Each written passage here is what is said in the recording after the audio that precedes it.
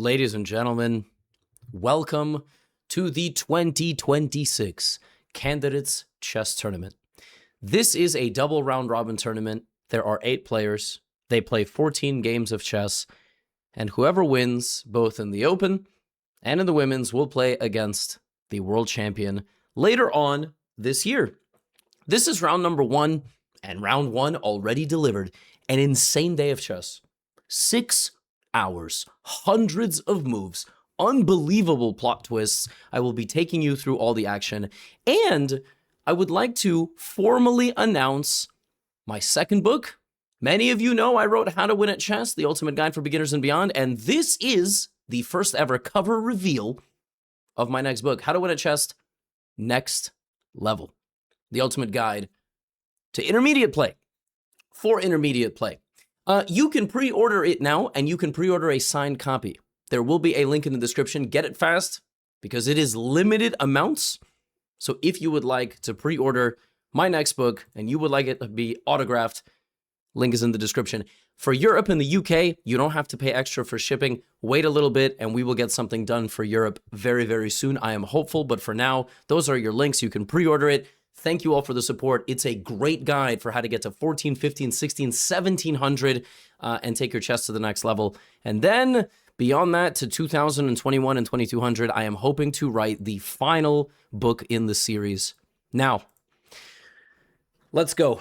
We have Fabiano Caruana and Hikaru Nakamura. What they do is they pair people from the same country at the beginning of the tournament so that there can't be any rigging going on as the tournament progresses. So we have Fabi Hikaru for the 3rd candidates in a row in the very first round, which is awesome. Okay. Here we go. Fabi opens with knight to f3.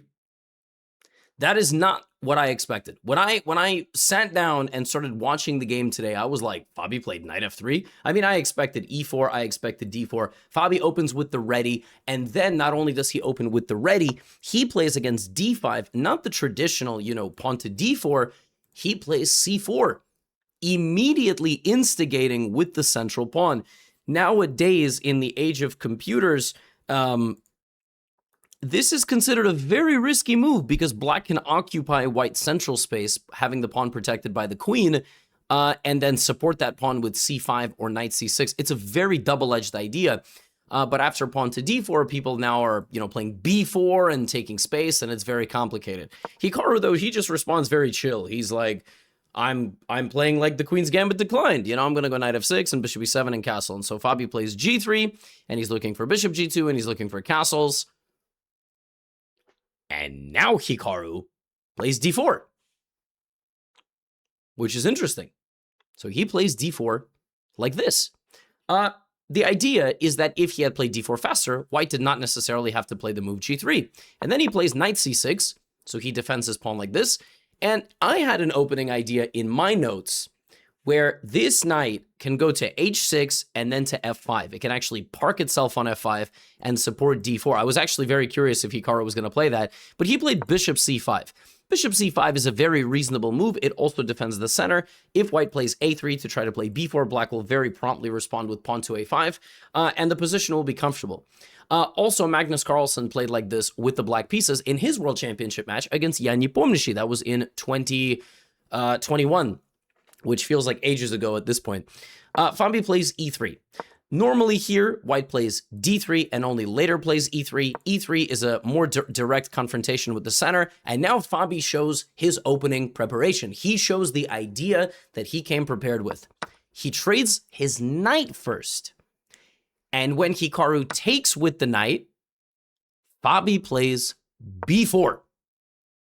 So he doesn't take the knight back immediately. He uses the b-pawn as a decoy sacrifice, which Hikaru takes, and now we have this. So if you're just looking at this, that just looks like a free pawn. It's not, because white right now is threatening queen a4 with a check on the king and a double attack on the bishop on b4, right? So queen a4 check, hitting 2 things at the same time. But Hikaru just castles. And now Fabi is showing us the idea of his opening. strange imbalanced pawn structure. He will then put the bishop out this way, or maybe out this way. He's going to try to put his knight here. He's going to play queen a4. He's going to put pressure on this diagonal. This has never been played before. So let's see what he can develop. He plays queen b3. Hikaru slides the bishop out of danger. Fabi develops the knight, and Hikaru plops the knight into the middle of the board, targeting the pawn on d4. By the way, this pawn can just be taken now. It is completely free. But Hikaru doesn't take it. And I think part of that is, like, obviously Fabiano prepared something. If you grab this pawn and look to get really aggressive with your opponent, there's ideas like bishop a3 to put pressure like this. And then if you try to back up and defend yourself, you know, I slide forward, I attack the bishop. If you slide the bishop back, your bishop gets trapped out of nowhere. So you have to be very, very careful here. And so Hikaru doesn't participate in any of these shenanigans. He plays knight to f5, and then he gets his rook out of the way like this. And this is the way he liberates his position. But Fabi continues to push forward, clearly on the momentum of his opening preparation. Hikaru jumps in the knight to d4. Fabi plays queen a4, targeting the bishop. The bishop gets defended. And at this point, Hikaru completely takes over the momentum of the game. Hikaru here has a very clear plan. He's going to play bishop d7 to kick out the queen. Then he's going to get his rook out of the diagonal of this bishop, which can be exploited. And then he's going to play pawn to c5, anchoring in the knight. Now, Fabi looks like he can take and then take this rook. He can't. I mean, he can, but he can't, and he probably shouldn't. Because if he takes the rook, suddenly all the squares near his king are completely vulnerable. And he's actually just much worse, if not lost. And this is something that I like to call relative value. It's actually in my next book. I talk about this concept. This is a 3-point bishop, and that's a 5-point rook. So obviously you want to take the rook, right? No. In every position that you play as an intermediate player, I cover this in my next book, pieces are worth a little different. This is not really a 5-point rook, and this is a 4-point bishop. Because when that bishop collapses, your king collapses, right? So Fabi doesn't get involved in any of that, but look at Fabi's time. The next 3 moves, Fabiano Caruana spends 1 hour. He spends approximately all his time, 27 minutes on the clock from 1 hour and 37 minutes. So it is just looking like Fabi is not feeling the position. Hikaru has found a way to stabilize. His knight is really strong in the middle of the board. He's just going to make a couple of trades and probably put the pressure on. He plays a6. You know, he controls b5. He's even maybe preparing b5 himself. Fabi now takes on e6. Hikaru takes. Fabi jumps in the knight. And now Fabi, again, spends a lot of his remaining time. Fabi has 25 minutes to make 20 more moves, or he loses the game on time, because that is the time control that the men are playing with. And he starts to make some trades. And when you look at this, you're like, oh, he's just trading because he thinks that the game is going to head to a draw. He goes here, and then he goes here, and now Hikaru can take his knight, and now we have takes, takes, and takes. So we have opposite colored bishops. If it was just a bishop endgame, this would be much more likely to draw. More on that later. If there were no queens, drawing chances are high. If all the pieces are on the board, well, white is going to put some pressure. Now, what happens from this point forward is very surprising. When you have opposite colored bishops, the side that is attacking and putting pressure generally has the advantage, because the bishop you are attacking with cannot have a defensive counterpart. Now, normally, you know, you're going to see both sides kind of push their pawns forward, putting them on the opposite color complex of their bishop and making sure there's no infiltration. But Hikaru plays this endgame, late middle game, in a way that I was trying to understand, but I couldn't, because over the next few moves, Fabi puts everything on a light square, and then he plays king g2, and you'll notice Hikaru's just kind of shuffling around. He's offering a trade. There's no trade. But Fabi goes here, and now Hikaru cannot play g6 and king g7, which is generally how I thought that these endgames should be played. And for the remainder of the game, there is just this diagonal on which he will have problems. And Fabi maneuvers around a little bit here, and right now already is extremely close to straight up winning the game. Just winning the game. Like queen f5, queen h7, queen h8. The winning idea is queen f5. The hard part about queen f5 is that when this rook trade is presented to you, you have to play rook h1, which is a weird move. And the idea is quite simple. You are threatening queen h7, queen h8, and you are still threatening a rook infiltration at any moment. and you're winning. You're completely winning. Black is defenseless. He's going to have to do some crazy stuff to defend himself here.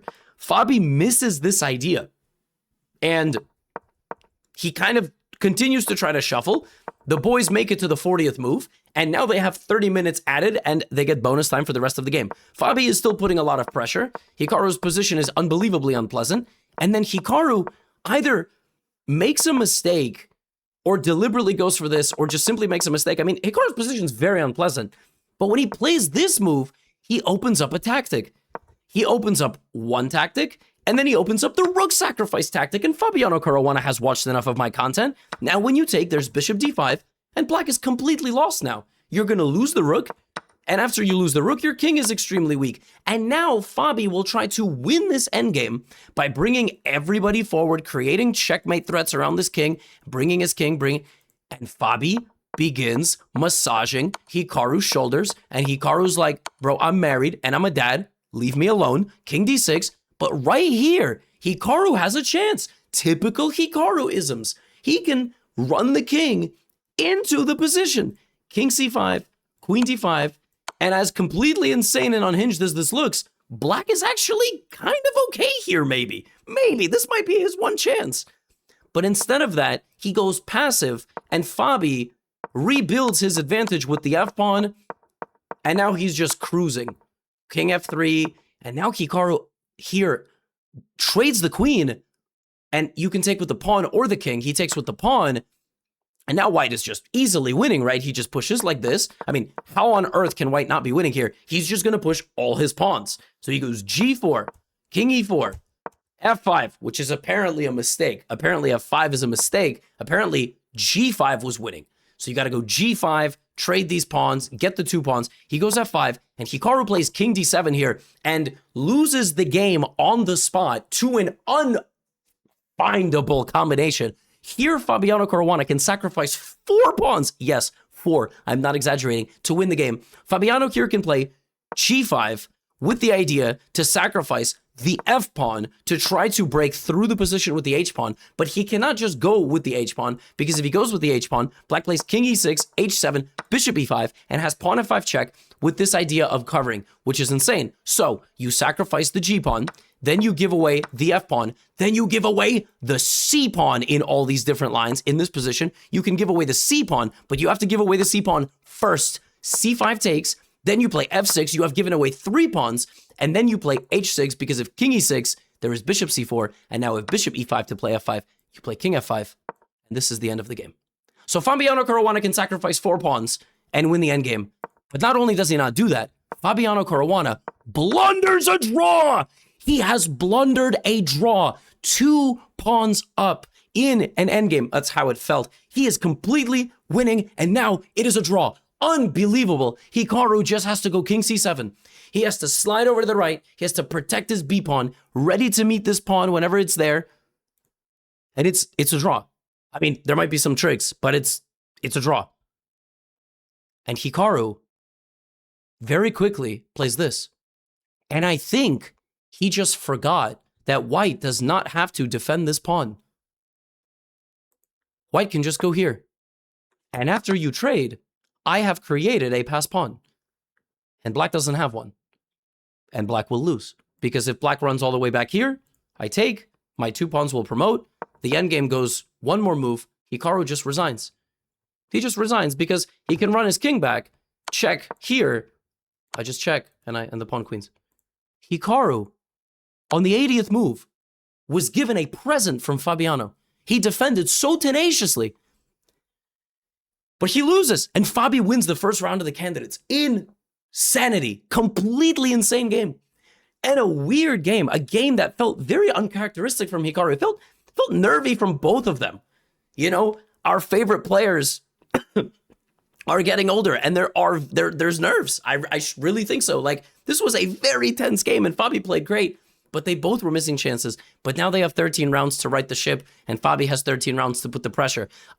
Next game I have for you, Pragg versus Anish Giri. One of my pre-tournament favorites. I made a tier list about the candidates. One of my pre-tournament favorites was Pragg, and also was Sindarov. I think that they are players that are young, they are hungry, they can clearly win this tournament. So Pragg has excellent opening preparation. So he plays into the Sicilian defense. Now, Anish Giri, by the way, kind of crazy that Anish does not play e4, e5.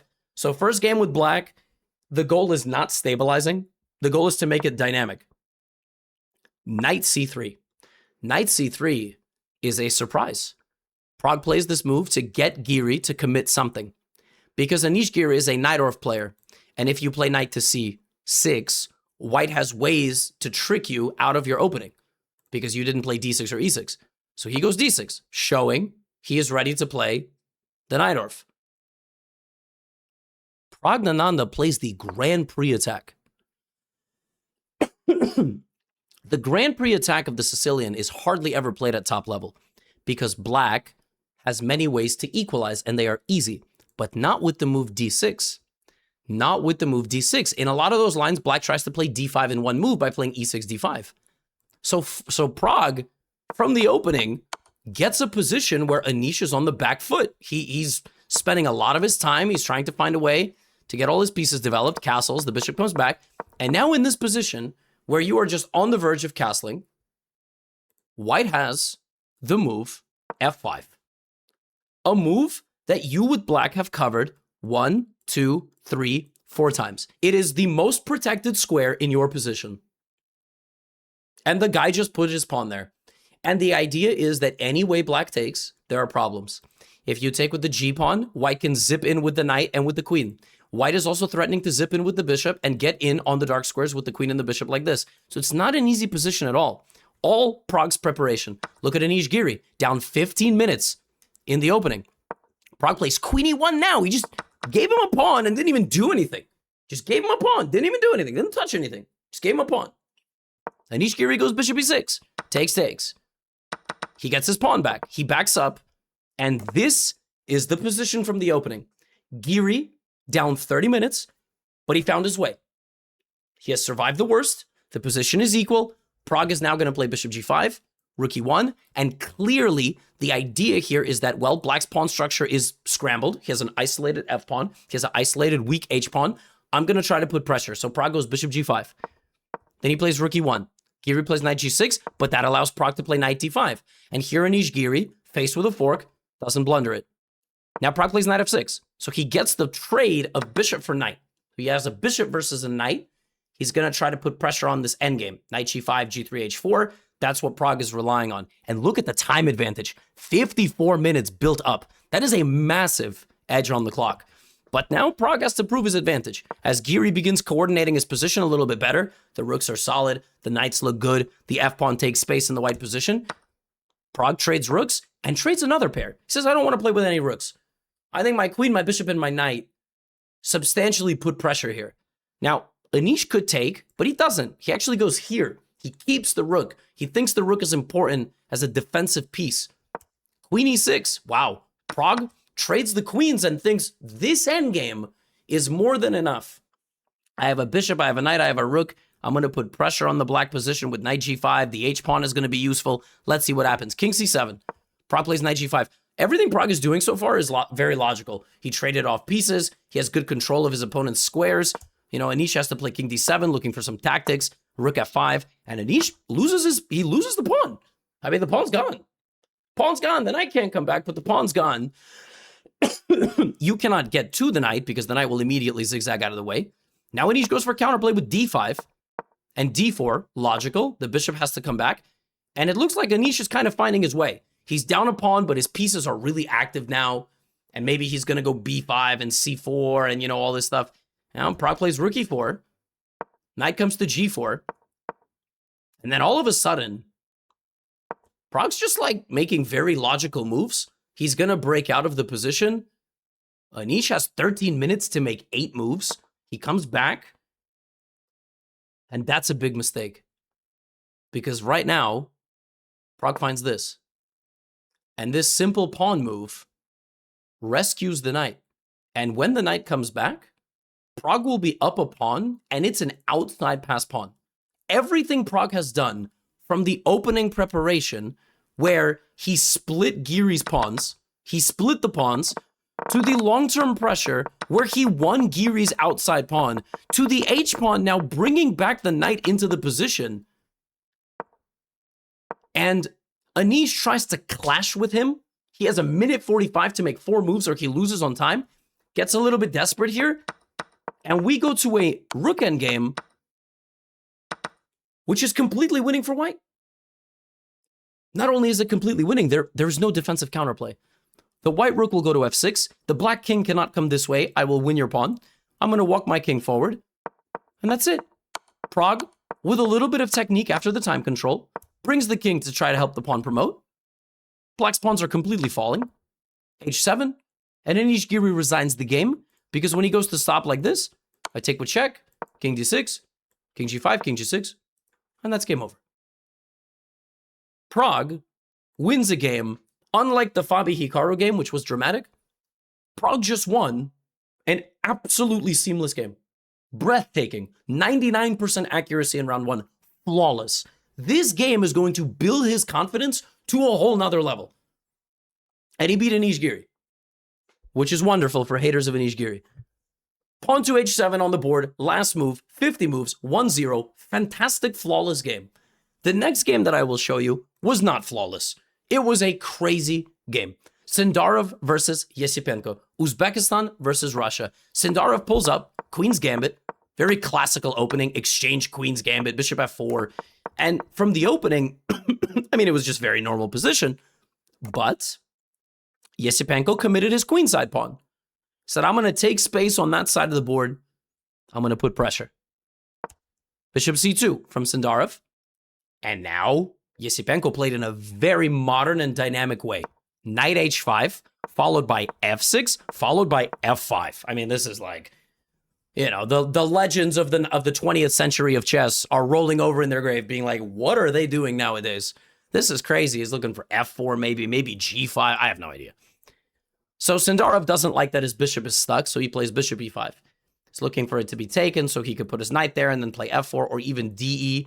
Then he's going to break apart this position. It would be great if he could put his bishop on this diagonal. Bishop e6 played.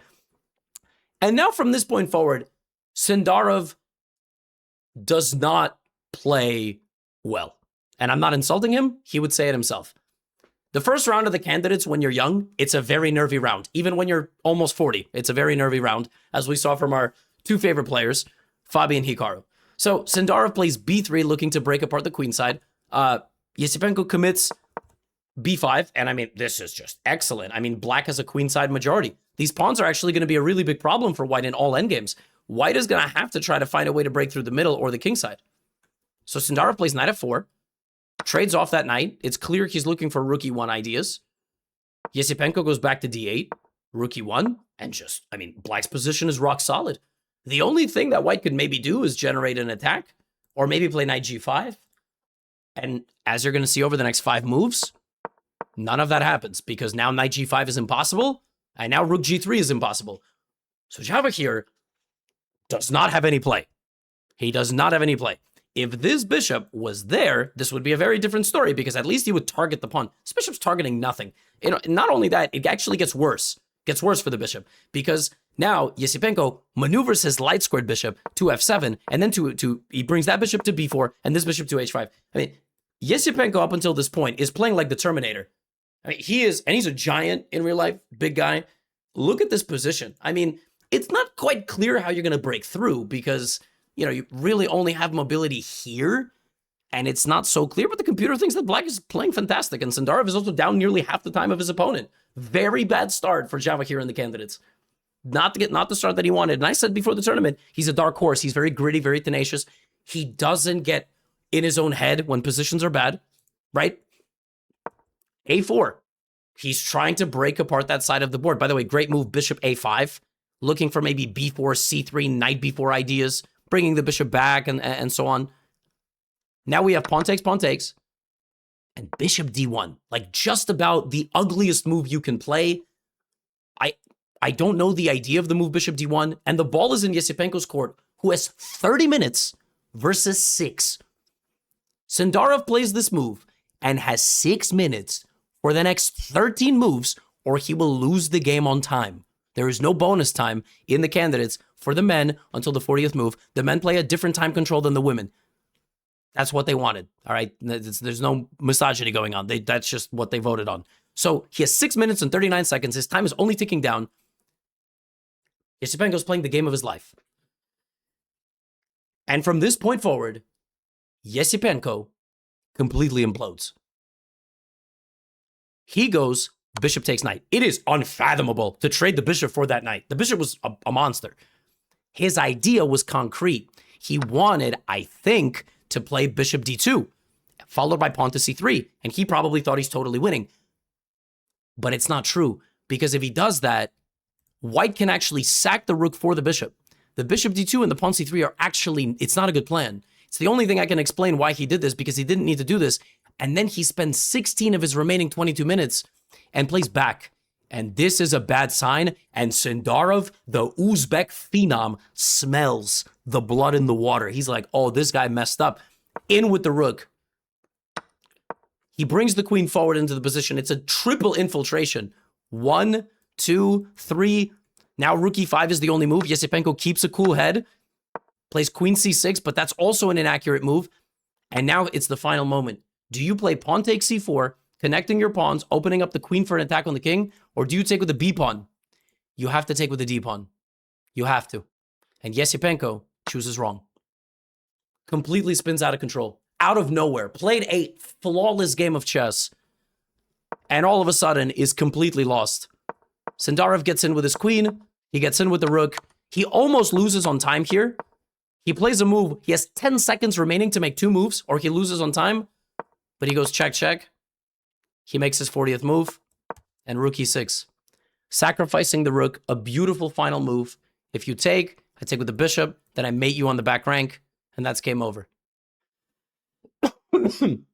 I told you before the tournament, Sindarov and Prague going to be very tough to beat. And Sindarov just got a game handed to him. Like, just so wild that in this position, I mean, it was clearly not going well.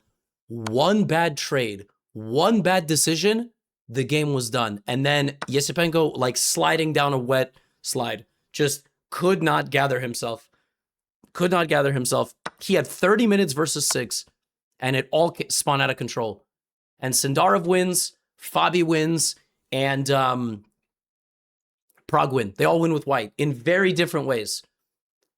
The last game from the Open, the men, Bluebaum versus Wei Yi, a matchup of 2 of the most solid players and a matchup of 2 players with the most consistent opening repertoire.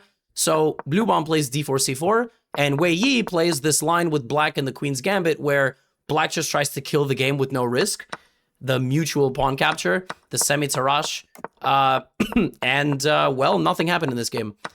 There was one kind of cool moment where Wei Yi was looking to equalize, and he did equalize, and he did it by sacrificing his rook in the center of the board. But that just results in a perpetual check. This game is a tragedy in its own right, because even though they just like drew in like an hour and a half and then left, this game now means that Matthias Bluebaum cannot sweep the tournament anymore. Dedicated hardcore chess fans do know that over the last few weeks, a meme was born, and it was called the Great Bluebaum Sweep. He was supposed to sweep the tournament with 14 out of 14, and sadly, that cannot happen anymore, which is, of course, a tragedy. And so in the first round, those are your winners. Prague looking just simply incredible. Sindarov doing Sindarov things. Yesipenko looking shaky. So very rough first game for him. Hikaru loses early in the candidates like all the time. He lost in the first round in 2022. In 2024, he lost to Vidit in the second round. So it's just typical Hikaru things, but we'll see if he can bounce back. Yeah, wild. Absolutely wild. The women. Divya Deshmukh versus the last-minute replacement of Anna Muzychuk, who replaced Humpy Conneru, the legend, the Indian star, the defending world champion of rapid chess. Right? Did she go back to back? I'm blanking, and I have leftover flu brain. Humpy withdrew from the tournament due to safety concerns because a few weeks ago there was I think a missile that hit the UK base in Cyprus, and she cited that was her reason for withdrawing. But she was the only one, and the tournament went on, and that's tragically unfortunate because like it would be amazing to see Humpy in this tournament. But Divya versus Anna Muzychuk. This game was a Scotch. Cool to see the Scotch opening in the candidates. White developed. And in this position, which has been reached some hundreds of times, white has almost always played bishop to g2, and Divya plays bishop to h3, a move that has been played like 4 times. So big surprise in the opening. Black has many choices. Black can go rook e8, f6, d6, etc. She plays rook e8, targets the center pawn. Divya just gives it away. She gives it away because if there is a big trade in the center, white will be able to take on d5 at the end of the sequence. Because of this pin, bishop e5 is on the board. Queen e5, take. And now, if you take, I will take, and then I will take like this, and black will get a lot of pawns for your bishop and your knight. So Divya takes on d7. This is clearly still her opening preparation. You will note that she started the game with an hour and 30. It's a totally different time control. So Divya plays like 18 moves of theory, which she had memorized before, and she actually has a pretty nice advantage from the opening. She just has to find the right way forward here. She has to play, instead of bishop c6, she has to play knight takes d5, followed by the move f4, which in combination makes sense, make enough sense. She spends 27 minutes, she goes this way, and that is not the way to capitalize on the position. And it just gets in, takes, and now this is an endgame where even though white is a pawn up, black dominates by activity. So it's just very difficult for white to do anything. Black's rook is on the second rank. She takes the pawn. And this is the game after some 30 moves, and the players make a draw. Divya tried something. It actually worked out pretty well, but she had to navigate the position a little bit more accurately. She had one moment she had to choose whether to take in the middle with a knight or not, and that's the way it goes. The women this round, in the first round of the tournament, actually started much calmer than the gentlemen. The Russians, Goryachkina and Lagno played. This game was weird. It was a Spanish. It was a... just like a regular, it was kind of an offbeat setup for white, where white doesn't play with the C and D pawns like is normal. In this game, white put her knight on D5, and then she traded her bishops, and it doesn't look like there's much at all here, but Goryachkina then proceeded to advance on the queen side. She puts pressure with her rook, she puts pressure against the knight and the pawn, and here white was doing very well after queen C2 with some significant pressure. That's what she went for, and a few moves later, I believe right here, after pawn takes e5, knight takes e5, Goryachkina had a literal win on the board. Like, she was just winning right now. She can take this with the rook. Rook takes e5. And after bishop takes e5, she can play bishop c5, and she's threatening the bishop and the queen. So she can just win 2 pieces for a rook, and in a position with otherwise complete symmetry, unlike the previous game, white is just completely winning here. So Goryachkina, literally, rook e5, bishop c5, game is over. Game is over in an hour and a half, 2 hours. Rook e5, bishop c5, black resigns. Like, there is nothing, and she didn't do it. She thought for 1 minute and just took with the knight, which is crazy. Both of them had an oversight there, and then she put a little bit more pressure. Typically, I think she just didn't expect such a situation. Like, I can't explain it. I have no idea. I don't know. I don't know. I don't know what happened there, but they end up just making a draw after some 50, 60 moves. White puts some pressure. It's a long endgame, 3-on-2, but it's impossible to win when the pawns are all on the same side of the board, and they make a draw. I mean, rook e5, bishop c5 is a free point. It's a free point to the next World Championship match. Crazy stuff. I said, weird game. All right. Zhu Jiner versus Zhongyi. There was no drama in this game. Like I said, the games on the women's side this round were much more peaceful. This one was, no. It wasn't completely peaceful, I should say. But they almost all had peaceful resolutions. After pawn to f4, white sacrificed material to go for an attack, to go for knight f6 check. Here's why I want to say, this is not, it is peaceful. It's prep. This is preparation. If you look at the time, right, clearly Zhu Jiner, she came prepared with this idea. Her opponent tries to defend her best way. Now, f5, white, sacrificing a piece and trapping the bishop on the outskirts of the board. But black did a very nice job defending herself, planted the knight in the middle of the board, and white had an advantage here. She needed to go for gh5 faster, but she went here, and black managed to escape And now the king is safe. Bishops are of the opposite color. And very quickly, all the pieces flew off the board. And even though there was a little bit of pressure remaining, it's an endgame. And this one you will not win. Pawns fall off. And the game ends in a draw. And the last game from the women's side, this was very stressful for Indian fans and fans of the Ramesh Babu household. Bibisara Assaubayeva, first-time candidate. Vaishali is a second-time candidate. This was a Kalashnikov Sicilian in the candidates, pretty gangster. And now, rather than playing knight b5, which is the main line, Vaishali played knight e2, which is not even a move that like I've ever seen.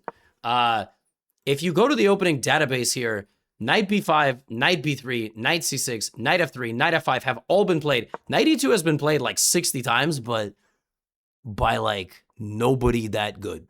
Okay, it's been played by like 2 or 3 strong players, but it's not a move that is played all that often at all. So knight e2 back, knight f6, knight c3, and black sets up normal. Vaishali showing her preparation, trying to chase away the bishop. Look at white's time. She's not thinking at all. And now she has to think on her own. Black prepares some stuff in the center and on the queen side. The knight is doing some crazy bouncing, but Vaishali, after having a big time advantage in the opening, we saw this in the Fabi game as well, spends a lot of time trying to navigate the position. And unlike the men, the women have bonus time, so plus 30 seconds. So it's not like you're in danger of losing on time. Bibisara plays fantastic, does the typical pawn to f5 that you do in the Kalashnikov. She has more control in the center. But Vaishali starts going wrong, and she goes quite wrong, because she has 38 seconds remaining. So she plays the move a4 with 8 seconds on the clock, 13 moves to go to the next time control, and it's quite clear the position is spinning out of control a little bit. So we have pawn takes a4, and now rather than taking like this, she goes knight c4. She commits the b pawn, knight d6, knight e5, rook c2. She's trying to get counterplay like this. It's a very tense position. The best move for black is to slide out of the way with queen f8. She doesn't do that. She plays bishop d7, and Vaishali takes on d6. Super sharp, but sometimes these super sharp positions, they peter out very quickly. So she takes the knight, she takes the bishop, she takes the rook, she takes, and now after takes, another position opposite colored bishops. Unlike the Hikaru Fabi game where you have a queen and a rook and a pressure on the king, this is just a draw. And Vaishali survives a bit of a scare in the first round. Like, her position was very dangerous, but this is simply a draw. You will not break through pawn for pawn. Even if you win this, I will keep my king close. You're never going to get rid of my bishop. You're never going to be able to run over here and win my pawns. This is a draw. So the women had 4 draws. The men, 3 wins. All the wins were with white. Fabi and Hikaru was an unbelievable game. So stressful. Prague showed up and absolutely obliterated Anish Giri. Like, excellent game from Prague. And Sindarov Yesipenko was an insight into what kind of Yesipenko is showing up. Yesipenko, big wild card in this tournament, totally capable of winning a bunch of games and clearly capable of losing them as well. Wei Yi is going to be much more stable. I think Wei Yi just won't win enough games to win this tournament, but I can't see him losing very many games at all. Same goes for Bluebaum, and a lot of people are going to try to attack Bluebaum. So a lot of insight in the first round. Fabi, fantastic start. Fans of Fabi can rejoice. Fans of Hikaru can also rejoice. He's done his ceremonial early loss in the candidates, but we don't know. We don't know. Hikaru this year got 4th in the Speed Chess Championship, right? He didn't get 3rd, he didn't get 2nd, he didn't get 1st. So a lot of insights. Fascinating start to the tournament. Very stressful. And you can pre-order the book. I'm so excited. Pre-order it. Links in the description. You can get an early signed copy. If you're in the UK, if you're in Europe, I will try to get you signed copies available over the next month or 2, but it's already available on Amazon or wherever you like to get your book. How to Win at Chess Next Level is here. The guide for intermediate improvement. So hyped. Unfortunately, it only comes out in October, but anyway, a lot of cool stuff. I'm going to rest my voice. That's all I have for you today. Get out of here.